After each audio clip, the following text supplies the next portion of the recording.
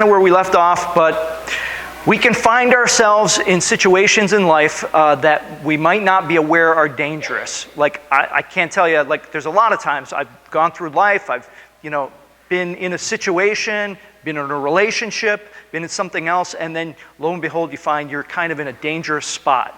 Whether it be, something that seemed innocuous at one point, but now it's a sin that you're stuck in, or maybe an addiction, or maybe a relationship that, seemed, great at first, but now it's like, it's taken a bad turn. And we find ourselves in situations like this in our life where we might not be aware that they're dangerous, but suddenly they become dangerous. And whether it's a close relationship with an unsafe person, and let me tell you what an unsafe person is, because people are going to say, what's an unsafe person? Well, an unsafe person is a person that it's not safe for you to be in a close relationship with, right? So that could be someone that could physically harm you or someone else in your family, or it could be somebody who could emotionally damage you, or somebody who could financially ruin you, or one of those kinds of things. And it could be, it could be a parent, it could be a brother or sister, it could be a friend, it could be, a boyfriend or girlfriend that you're in a relationship, or something like that. Maybe even a controlling person in your extended family, And but whatever it is, that they're not a safe person to be close to, because eventually either you have been harmed or the people around them are harmed by them in some way. Like I said, whether it's sexually, whether it's physically, whether it's emotionally, whether it's financially, right? They're an unsafe person, to be in a close relationship. Or maybe an addiction, where, it starts out okay, whatever it happens to be, and then eventually before you know it, it's like, well, you're stuck. Whether it's alcoholism, where, it just starts out fine, and then before you know it, like you're blowing your health, you're worshiping by laying down your health, laying down your finances, laying down your future, to the altar of, whatever your addiction is. Or maybe even it's, shopping or overspending, that you have an addiction where it comes to, everyone lives in a percentage of their, on a percentage of their income. Some people live on 150% of what they make, right? And that's like a problem eventually, right? It catches up with you. Or whether it's a pattern of sin in your life where, you are going down this road and you're falling in the same hole over and over again, and you're struggling to get out of this hole. Or maybe even it's depression. And it's like, whatever it is, it's taking its toll on you. And you're going farther and farther down the rabbit hole, and you just can't climb out, and it's a dark place in your life. We find ourselves in these kinds of dangerous situations, and sometimes at first we're completely unaware what kind of danger we're in. But these things have the potential to be dangerous, all of these types of things. And being in one of these dangerous situations can have a negative impact on your life, right? That's how you know that they're dangerous. They can impact your life, or the life of your children, the life of your family, the life of people close to you, negatively, sometimes really negatively, right? And because the quality, and here's why they do that, they impact our lives negatively because the quality and direction of your life will be affected by the people and the paths that you choose. So whoever it is that you choose to be closest to is going to affect your life. If it's one of those dangerous kinds of people, it's going to affect your life negatively. Whether something happens to you and you're the one that's harmed, or whether something happens to your children and they're the ones that are harmed, whether something happens to your future, or whatever it is, right, that it will affect your life negatively. And the same thing for the paths that you choose in life. Depending on if you have an addiction, or depending on if you have a particular sin that you're stuck in, or even a pattern of depression that you're stuck in, in a way of thinking that is not healthy, it can affect, your life and the direction of your life and the quality of your life. And, we know this when it comes to other people. This is the problem, really, is that you and I know this when it comes to other people. So, we look at our children and we're concerned, or maybe even friends if you don't have children, and you're concerned when a friend of yours, is too close to the wrong person. an unhealthy person or an unsafe person, and you're concerned about them, like, oh no, you need to get out of that relationship. You need to, step away from that person. That is not a safe person, and you're concerned about them, or you're concerned about your children. I think they have the wrong friends, right? So we understand this, or even when it comes to, an addiction, you would be concerned about a sister, a brother, a child of yours who had an addiction, right? We all would be. Or even if they were stuck in some kind of sin pattern, or even had unhealthy, depression or thoughts, trains of thought, right? You would be concerned about them. But yet, when it comes to us, we often, don't think that way about it. We often let it go, where we would be concerned about somebody else, but because it's us, we're kind of stuck in that, and we don't recognize it as quickly, I guess you could say. But these situations may be hard to walk away from. So if you just think of examples of other people, not just yours, but think of examples of other people, we've all know a friend or a relative or somebody that we've cared for that was in one of those situations and they just couldn't escape from it. It wasn't that they didn't know that it was bad for them. It wasn't that they didn't know they were being harmed in some way, but they just couldn't escape from it. I mean, think of how many women or men are in abusive relationships and they have trouble walking away from it, even though they know it's not good for them. Something keeps drawing them back, right? Or people who, they know that they need to overcome this way of thinking because they're going down, down, down because of depression or something like that, but yet they just can't seem to turn it around and walk away from that way of thinking. Or somebody who is in a series of sin that is harming them and the people around them, whether it's lust, whether it's addiction financially to something, whether it's whatever it is, and they know it's hurting them. They know it's hurting their relationship with God. They know it's going to hurt their family and their children, but they just can't seem to walk away from it, right? And I think that one of the reasons that people can't walk away from this, if you have known anyone like this, is they often say things like, oh, but this person's my family, or oh, but we have a long history together. Oh, but they did this for me years ago. Or, but you know what? When this started out, it was really great, and now, it's become something else, right? And I think that sometimes it's, I don't want to walk away from this relationship because there's a degree of safety. Even though it's not good, at least I'm not alone. Or even though, I know this isn't a healthy way to think, it helps me cope in some way. Because if I get my hopes up and get in a positive thing, I'm going to be let down, And sometimes I think it's even identity, where I don't want to walk away from that, whether it's my sin, whether it's my relationship, whether it's my depression, because I won't even know who I am without that person, without that addiction, without that, whatever it is, that I won't even recognize myself. I won't even know what my life is like without that thing or that person or that relationship. And I think that that some of that is actually fear of the unknown, that they're afraid of the unknown. That, I know what the present looks like and I know it's not good, but what if the future is worse? What if I'm alone? What if nobody cares for me? This person at least seems to sometimes care for me, even though they treat me badly or harm me in some way. Or, what if things get worse? I step out and change my attitude and draw on different patterns, and what if things get worse? We know what the present looks like. And sometimes it's that we're afraid of the unknown because we have no idea what the future's like and we're concerned that maybe it would be worse. So how can we leave a dangerous situation like this? Whatever it is, whatever situation you find yourself in, how can we escape from it? How can we turn around, turn our back on it, and walk away? And that's what we're going to talk about today. We're going back to Genesis. And we're going to be in Genesis 31, 1 to 18. And, we've been talking about Jacob and the life of Jacob. And we've talked about all kinds of things that have gone on, but we're going to pick up right where we left off last week in chapter 31. And, Jacob had deceived his brother, right? He had a twin brother, Esau. He deceived his brother, and his brother wanted to kill him. And so he had to leave home. He left home, he ran away, and he went to stay with his uncle Laban. And on his way to Uncle Laban's, he met the Lord, right? The Lord appeared to him. He had this encounter with the Lord, and the Lord made him a promise house and promised he would be with him and that he would watch over him and that he would deliver him safely back home. And Jacob made a vow to the Lord and said, if you will protect me, if you will be with me, that, you will be my God, And so what happened then was he arrived at Laban's, and Laban was an even bigger deceiver than Jacob was.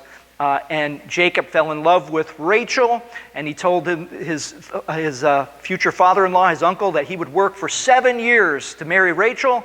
And Jacob was deceived by Laban, and Jacob was sent the older sister, right, which is Leah.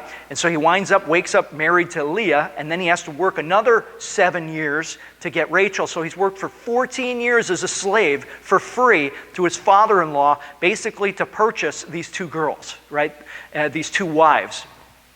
And so now, after the 14 years, he's going to leave. This is what we looked at last week, because God has blessed his father-in-law. His business exploded, but none of that blessing that came through Jacob was falling on Jacob's family. And so Jacob was getting very skinny. Him and his kids were getting very skinny while his father-in-law was getting very fat.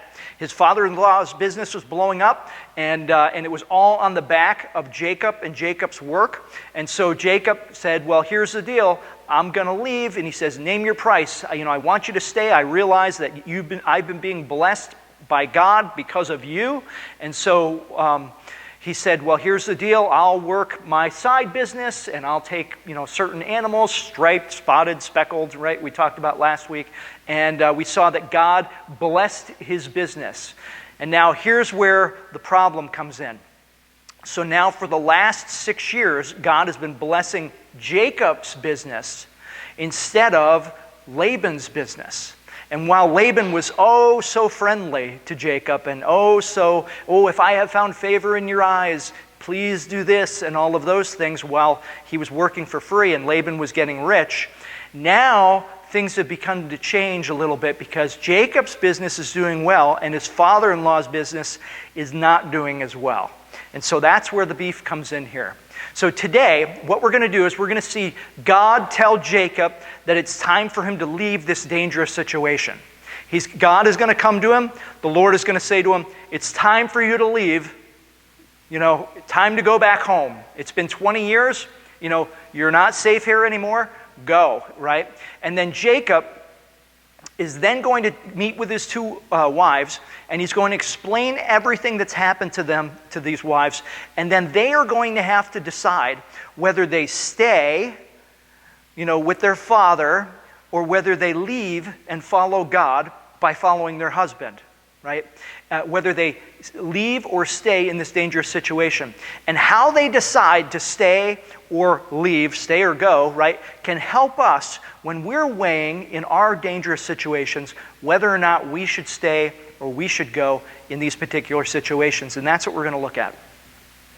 So Jacob heard that Laban's sons, these are Jacob's brother-in-laws, right? His wife's brothers, Jacob heard that Laban's sons were saying, Jacob has taken everything our father owned and has gained all of this wealth from what belonged to our father. So his brother-in-laws are not happy with him. They're angry. They're jealous, right? They're basically saying, hey, our dad's business, that was our inheritance, it's all going to Jacob, right? Like Jacob stole it all. He's taken it all. And they're blaming him for the fact that their father is getting poorer. Their family business is getting poorer and Jacob's business is going up, right? And he's getting richer. And so they're not happy with him. And Jacob hears about this, that his brother-in-laws are not happy with him. They are angry, right? And Jacob noticed that Laban, that's his father-in-law, Laban's attitude toward him was not what it had been. Had been when? Had been when Jacob was poor and skinny, and working for his father-in-law, his business, and his father-in-law was getting rich off of him. And now that he's no longer getting rich off of him, and that Jacob is getting some income coming in, his attitude toward him has changed because he's no longer making me happy. He's not doing what I want him to do, right? He's no longer useful. And we talked about Laban last week, and we said that Laban was one of the people that maybe you've met people or know people like this in your lives. Not a person who uses money to love people, but a person who uses people and loves money. And so now, Jacob, his son-in-law, who he should love, and his wives and grandchildren, who he should love, are no longer useful to him because they're no longer making him money. And so his attitude toward him has changed. He can't say, well, I'm happy that your business is doing well. Darn, I wish mine was doing better, or maybe we can change something, right? He can't do that. His attitude has changed. And so now this is a dangerous situation, right? So then the Lord said to Jacob, go back to the land of your fathers, to your relatives, and I will be with you. And now remember, when he gets back home, his brother is waiting there to kill him, right? But God told him, I will deliver you back there safely. It's time for you to leave here, Jacob, because this is a dangerous situation. You know your father-in-law, that when he deals with people, people get hurt. People are harmed, around your father-in-law, whether it's financially, whether it's physically, whether it's emotionally, whatever it is, their reputation, who knows? But your father-in-law is a dangerous guy. So it's time for you to go back home, and I will be with you, is what the Lord tells him. So Jacob sent word to Rachel and Leah to come out to the fields where his flocks were. So he's at work, basically. He's out in the field. He's got all his sheep and goats and stuff around him, and all of his business is around him. He calls them out into the field, and he's going to talk to them.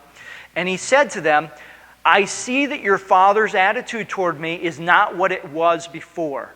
Right? He used to say, oh, if I found favor in your eyes, please do this. Name your price, right? But now, he's no longer profiting off my back anymore. I'm no longer his slave anymore. Things are not going so well for him anymore. And now he's not so happy with me, right? Now I'm concerned that he might harm me because he's tried to harm us in the past. And he's going to tell his wives about how their father has tried to harm their family and their family income and business in the past. He says, you know that I've worked for your father with all my strength, yet your father has cheated me by changing my wages 10 times. And so you remember last week, Jacob had done all kinds of things, with the striped branches and putting them in the troughs, with the animals mating to try to get them to have babies that were striped or speckled or whatever it was. And I told you that, that's what he was doing, but he knew, or he's going to find out, or he found out that it actually wasn't his scheme. It was God, it was the Lord who was making him profit, who was giving him justice because his father-in-law was ripping him off. Right? However, even though your father changed the wages 10 times, right? However, God has not allowed him to harm me. In other words, you know what? Your father was not for me. Your brothers were not for me. Your father was not for us and for our family and for our business, but God was for us, and God did not allow your father to harm me, even though he changed our price, our income, even though he changed what my profit was, right, what my pay was 10 times. He says God has not allowed him to harm me. If he said, the speckled ones will be your wages, then all of the flocks gave birth to speckled young. And if he said, well, no, not the speckled, the streaked ones will be your wages, then all of the flocks would bore streaked young. So God has taken away your father's livestock and has given them to me. Right? The brothers said, Jacob has taken away our father's business, right? All of his profit. Nope. Jacob says, no, God took it away and gave it to me. It was actually justice is what he was giving him. Because for 20 years, he tried to rip him off. For 14 years, he had him work for free. So in breeding season, I once had a dream in which I looked up and I saw that the male goats mating with the flock were streaked, speckled, or spotted. The angel of God said to me in the dream, Jacob. I answered, here I am. And he said, look up and see that all of the male goats mating with the flock are streaked, speckled, or spotted, for I have seen all that Laban has been doing to you. So for 14 years he was getting ripped off, and then his wages were being changed, and he's concerned. He doesn't know what's going to happen, but God comes to him and says, I've seen what your father-in-law has been doing to you. And he gives him justice is what happens. He takes the profits, the blessing that was going to his father-in-law Laban, and gives that blessing back to Jacob. I am the God of Bethel. And if you remember, Bethel is where Jacob met the Lord, right? Where he slept on a rock, put his head on a rock and as a pillow, and he met the Lord there. He says, I am the God of Bethel, where you anointed a pillar and where you made a vow to me. Now, leave this land at once and go back to your native land. And remember, when he met him there, he said, I will be with you wherever you go, right? Until I bring you back to your land, until all this is done, right? I will be with you, basically. And has the Lord been with him and been faithful? Yeah, even though he's been there for 20 years, even though he's been ripped off, even though he's been basically sold into slavery for 14 years, and now finally gets, something, and now that things are going well for him and his family, God comes to him and says, okay, now that your business is going well, time to leave. Walk away from it all, right? And so this is what he's going to do. But Rachel and Leah will have to decide now to follow God by following their husband, who's following God's lead, right? Out of this dangerous situation, or by staying with their father and saying, you know what? We've lived here all our lives. Like, that's our father. Those are our brothers. This is our family. This is where our business is and where we've been profiting now for 6 years and where things have been going well. And now you're asking us to leave the only country we've ever known, the friends that we have, the family that we have. I know they're not perfect, but they're all we know and they're all we have. And we don't know what the future looks like, right? And so they're going to ask themselves a series of hard questions that need honest answers. And as they ask these questions, they're going to need to be honest with themselves, and you're going to see the honesty that they actually have about what's happened in their past, what's going on in their present, and what's going on, what their future could potentially look like. And so here's what they do in the series of questions they asked. Then Rachel and Leah replied. And they're speaking pretty much to themselves here. These are like rhetorical questions or questions between these two sisters, right? Do we still have any share in the inheritance of our father's estate? In other words, they're saying, does Dad even care about our future? Like, are we still in the will? Is there anything for us? Does our father care about us and our future, right?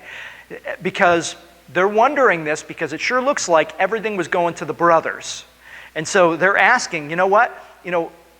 Our father was ripping off our husband, and for 14 years, our kids were getting skinny, right? And they say, do we even have a share in the inheritance in our family's estate? And then they say this, not only has he sold us, and that's a revelation right there. Now they're thinking clearly about what had happened in the past. Because when they're talking about is when the father had the scheme and switched the two daughters, in the tent and married them both off, at the same time, basically. And what they did was they made Jacob work for 14 years for free to pay for the two wives. To pay for his two daughters is what Laban had done to Jacob, right?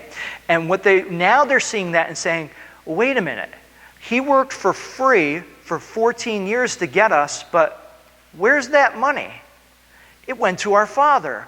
And here's the interesting part of that. But he has used up what was paid for us. And here's the thing.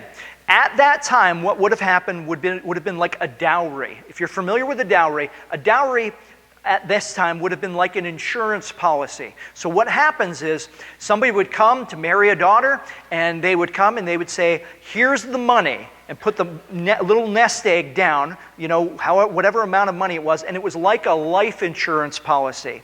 And what would happen would be, if you want to marry my daughter, you give me this dowry, and that proves that you're serious, that you plan to provide for her, and if something should happen, like you should die, then she can move back into my house, and I have the money to provide for her until she's either married again or something like that. Or if she has children, particularly sons, She can move back into my house. We can take that money and we can use it to feed her and the family and stuff like that until the sons are old enough to go out on their own and start their own business, own their own property, and then they can take care of their mom. And so it was like an insurance policy, right?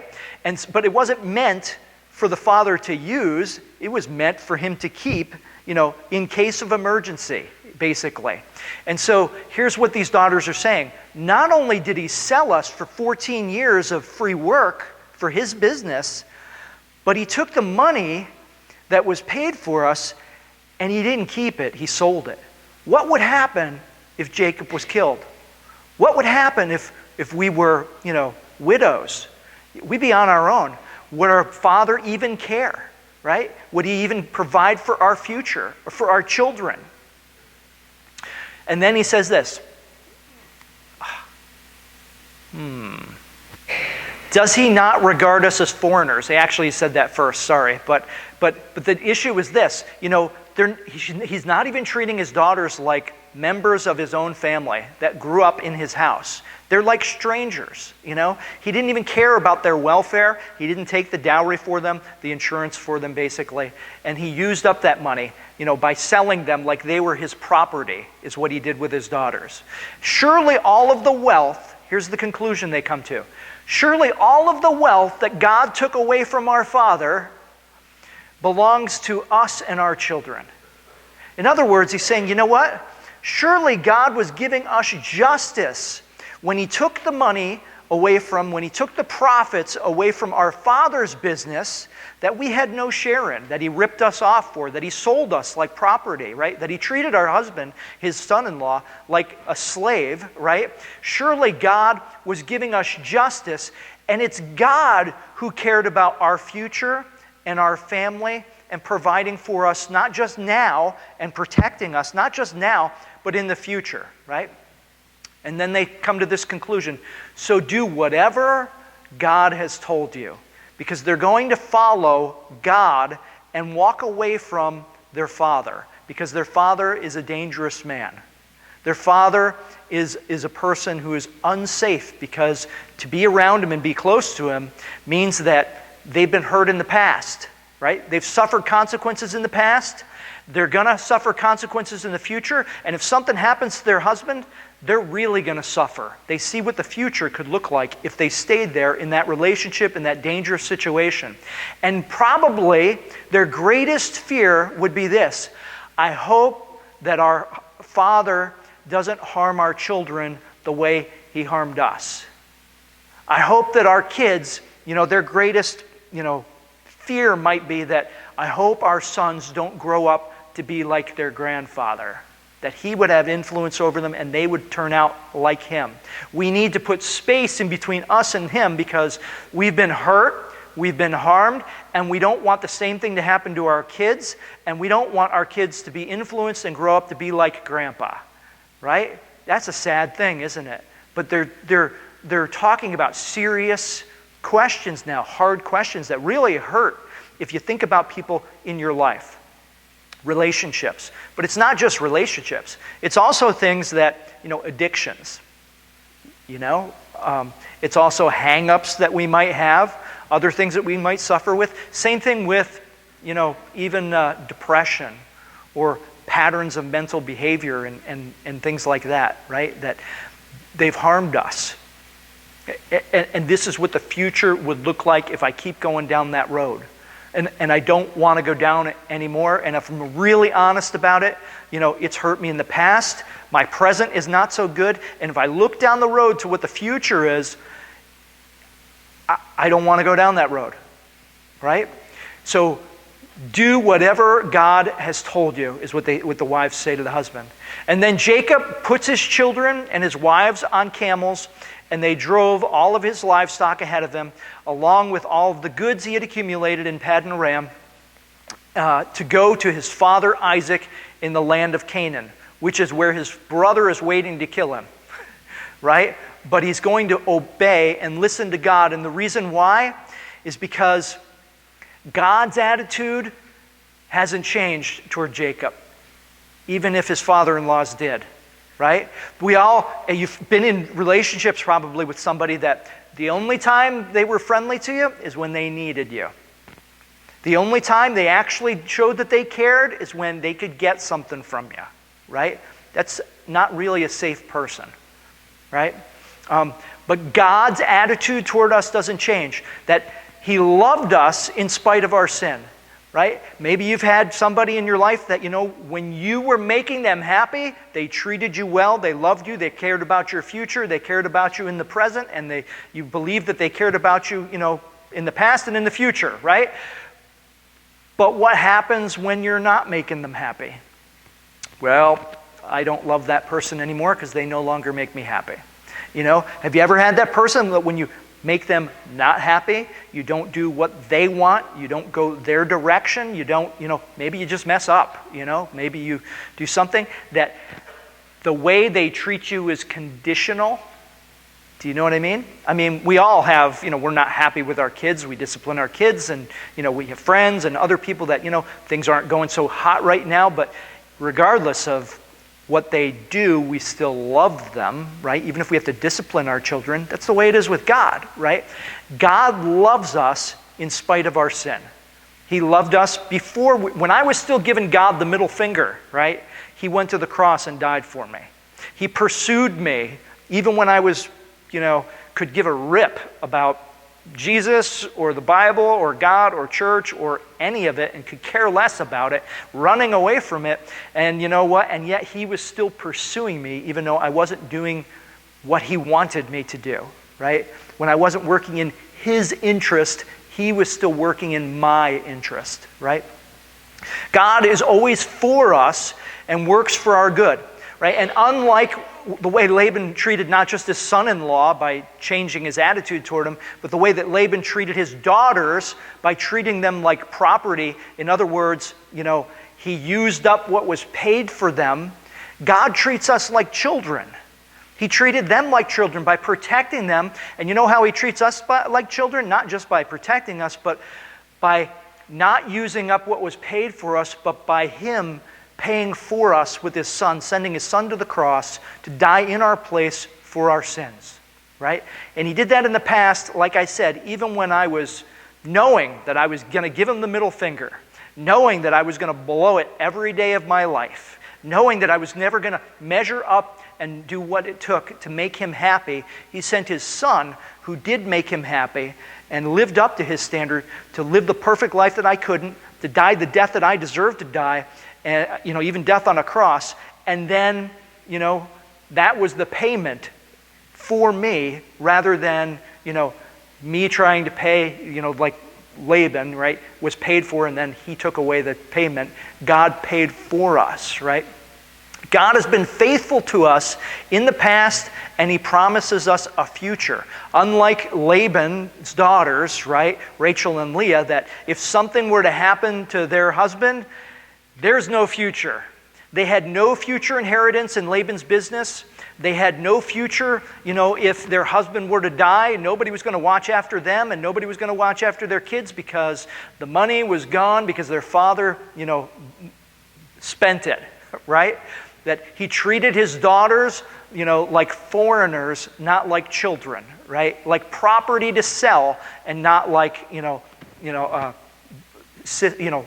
daughters, sons and daughters, right? So God has been faithful to us in the past, and He promises us a future. That is, He promises us an inheritance in a future, not dependent on, what we do for Him, but on what He's done for us through His Son Jesus by dying on the cross.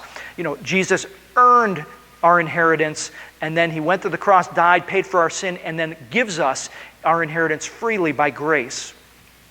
See, is God leading you to leave a dangerous situation? Because this is what these two women, were in the middle of. Their husband is leaving, he's following God, and he's telling them, this is what God has done, this is what your father has done. And God said to follow me, and God has been faithful, even though your father hasn't. God has been for me, even when your father wasn't. God has protected me, even when your father tried to harm me. And you know what? I made a vow to this God, and I'm going to follow this God because He's been faithful to me, even when I haven't been faithful. right? And so now these women need to make a decision. What are they going to do in this dangerous situation? Are they going to follow God, or are they going to follow their father and stay in that situation, the dangerous situation, right? Well, is God leading you to leave a dangerous situation? Maybe it's a close relationship with somebody who's unsafe. Maybe it's an addiction, a pattern of sin in your life, a pattern of thinking, of depression and a wrong way of thinking that's leading you down a rabbit hole in the wrong way, right? And that you know is harmful to you, but it's so hard to climb out. It's so hard, to turn your back and walk away because you don't know what the future looks like. You can't imagine, what could be out there. You know this present, but you don't know what's, the other way if you turn around in the future, right? Well, what you need to do is you need to make an honest evaluation of your past. An honest evaluation of your past, your present, and your potential future. This person, this way of thinking, this sin that you're in, this whatever it is, this pattern of sin in your life, right? This addiction, how has it hurt you in the past? What has it done for you in the past? Have you lost relationships because of it? Have you lost sleep because of it? Has it affected your health? Has it affected your finances? How has it contributed and made your life better? How has it protected you? Right? How has it provided for you? What about your present? What does your present look like if you're in the middle of this dangerous situation? What does today look like? And what are you expecting tomorrow to look like? Where could it take you? What does your potential future look like if you keep going the direction that you're going? See, more than likely you're going to see, if you think about these things, that you have paid a price for holding on to these things, for staying in these relationships, whether it's done harm to you or whether it's done harm to your children, whether it's done harm to people close to you and around you, or whether it's going to harm you in the future. But what we need to do is contrast this to the way God has treated us. That God, even when we're not faithful, has been faithful to us. That God has been concerned about our past, our present, and our future, and He promises us a future. What has He done for us in the past? Because I have a real habit of getting into sticky situations, and I pray, and I think, oh God, where are you? And I forget all about the way that He delivered me yesterday, and the day before, and the day before that. I forget about the things these situations that were so big in my life a few years ago, and God delivered me from it, and I said, thank you, God, and I walked on about my life, and I forgot about it the next time I got into one of those dangerous situations and thought that there's no hope for me and no way for me to get out. When we struggle to walk away from the dangerous situations that we find ourselves in, what should we do? We should probably do the same thing that Rachel and Leah did. And what they did was this. They trusted the God that they knew to lead them into the future that they didn't know. And you and I don't know what the future holds. If you change your way of thinking, if you walk away and get help for your addiction, if you walk away from that relationship that's been so hurtful and harmful to you with that whoever that harmful person is, right? If you do something different, you turn your back and walk away like Rachel and Leah did and said, you know what, I'm going to follow God. I don't know where we're going. I've never been there. I don't know anybody there. I don't know what the future holds or what it looks like, but I know the God that's leading me there. And the God that's leading me there was faithful to my husband, and He's been faithful to our family, and He was faithful to protect us from our father. And, and I believe that He has a future for us. I don't know what that future looks like, but I know the God that's leading me into that future. And the bottom line is this, that we need to trust the God that we know to lead us into the future that we don't know. Let's pray. Gracious Heavenly Father, I thank you for this day. And Lord, I thank you for the example of these two women who were not perfect women, did not have a perfect husband. They were sinners and fallen and corrupt just like we are. But Lord, thank you for the faith that you gave them to follow you through their husband. Thank you for the faith that you gave their husband, and thank you for being faithful to them even though they were unfaithful. And Lord, thank you for being faithful to us even though we're unfaithful. Lord, help us to change our way of thinking. Help us to change our sinful patterns and walk away from those things. Help us to walk away from situations that we're in with relationships with harmful people that would harm us, our children, our future. And Lord, help us to trust all of those things, our finances, our future, our relationships, to you and to your guiding. In Jesus' name, amen.